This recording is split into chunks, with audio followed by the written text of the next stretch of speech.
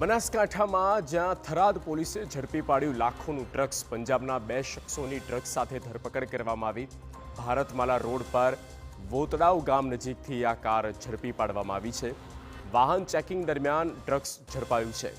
કારમાં તપાસ કરતા 211.81 ગ્રામ ડ્રગ્સ મળી આવ્યું।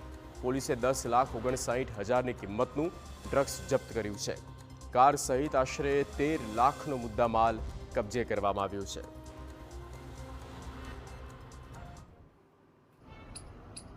લગભગ 211 સમથિંગ ગ્રામ જેટલું એટલે 10,59,000નું અને 50 રૂપિયાનું અમને ત્યાં હેરોઇન મળે છે અને અફીણ પણ મળે છે।